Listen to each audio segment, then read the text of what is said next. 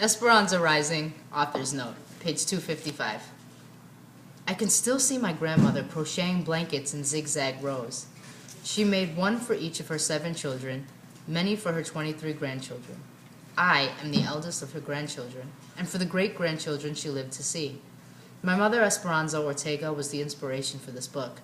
When I was a young girl, Grandma used to tell me what her life was like when she first came to the United States from Mexico. I had heard stories about the company farm camp where she lived and worked, and the lifelong friends she made there. When she talked about those people and how they had helped her through desperate, trying times, she sometimes cried at the memories. It wasn't until I had children of my own that my grandmother told me about her life in Mexico, about a fairy tale existence with servants, wealth, and grandeur, which had preceded her life in the company farm camp. I wrote down some of her recollections from her childhood. How I wish I had written down more before she died, because I could never stop wondering about her transition from Mexico to California and what it must have been like. Eventually, I started to imagine a story based on a girl who might have been her. This fictional story parallels her life in some ways. She was born and raised in Aguascalientes, Mexico. Her father was Sixto Ortega and her mother Ramona. They lived on El Rancho de la Trinidad, which I changed to El Rancho de las Rosas, and her uncles did some prominent positions in the community. A series of circumstances, including her father's death, eventually forced my grandmother to immigrate to the United States to a company-owned farm labor camp in Arvin, California. Unlike Esperanza in the story, my grandmother had already married my grandfather, Jesus Munoz, when she immigrated to California. Like Miguel, he had been her father's mechanic. In the segregated Mexican camp with my grandfather, she lived much like the characters in the story. She washed her clothes in communal tubs, went to Jamaica's on Saturday nights, and cared for her 3 daughters. That's where my mother, Esperanza Munoz, was born. During the early 1930s, there were many strikes in the California agricultural fields. Often, growers evicted the strikers from their labor camps, forcing many to live together in makeshift refugee camps, sometimes on farms on the outskirts of town. The growers were powerful and could sometimes influence local governments. In Kern County, sheriffs arrested picketers for obstructing traffic, even though the roads were deserted. In Kings County, one Mexican man was arrested for speaking to a crowd in Spanish. Sometimes the strikers failed, especially in areas that were flooded with people from states like Oklahoma, who were desperate for work at any wage. In other instances, the strong voices of many people changed some of the pitiful conditions. The Mexican reparation was very real and had often overlooked parts of our history.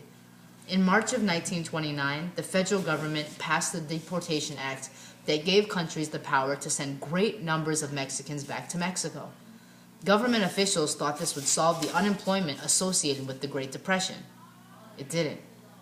Country officials in Los Angeles, California, organized deportation trains, and the Immigration Bureau made sweeps in the San Fernando Valley and Los Angeles, arresting anyone who looked Mexican, regardless of whether or not they were citizens or in the United States legally. Many of those sent to Mexico were native-born United States citizens and had never been to Mexico. The numbers of Mexicans deported during the so-called voluntary reparation was greater than the Native American removals of the 19th century and greater than the Japanese-American relocations during World War II. It was the largest involuntary migration in the United States up to that time. Between 1929 and 1935, at least 450,000 Mexicans and Mexican Americans were sent back to Mexico. Some historians think the numbers were closer to 1 million. Even though my grandmother lived in this country for over 50 years, I can still remember her breaking out in nervous perspiration and trembling as her passport was checked at the border when she returned to the United States from a shopping trip in Tijuana. She always carried the fear that she could be sent back on a whim, even though repatriation had long been over. My father, Don Bell, came to California during the Dust Bowl from the Midwest and ironically worked for the same company farm where my mother was born. By that time, my grandmother had moved her family to a small house in Bakersfield at 1030 P Street. Mom and Dad weren't destined to meet quite yet. Dad was 12 years old when he picked potatoes during World War II with the diaper crew. Children paid to pick the fields because of the great shortage of workers due to the war. He says the children weren't always the most diligent employees and admits he more often threw dirt clods at his friends than he picked potatoes.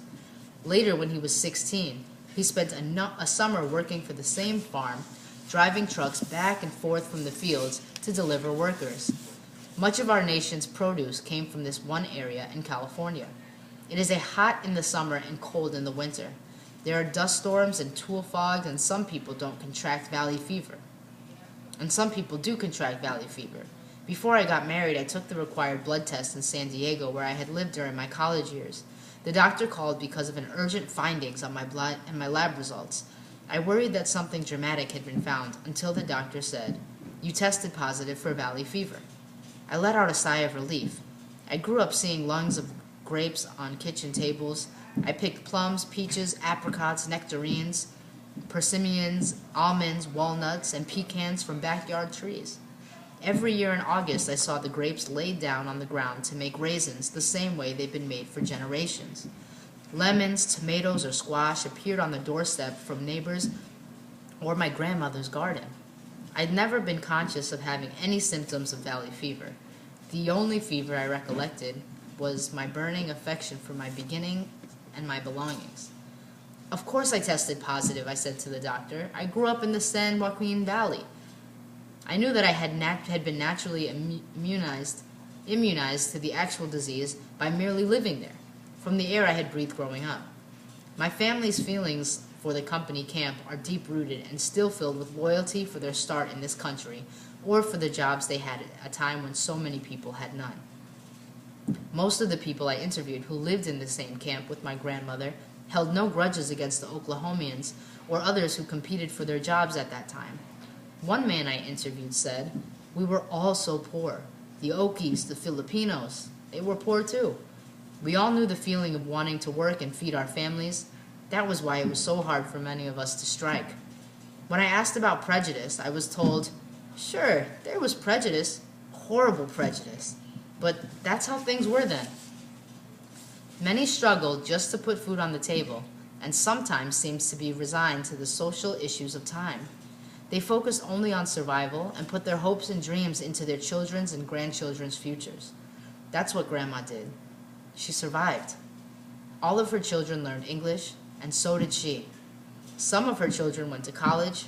One became a professional athlete, another a member of the United States Foreign Service. Others became secretaries, a writer, an accountant. And her grandchildren, newscasters, social workers, florists, teachers, film editors, lawyers, small business owners, and another writer. Me. Our accomplishments were her accomplishments.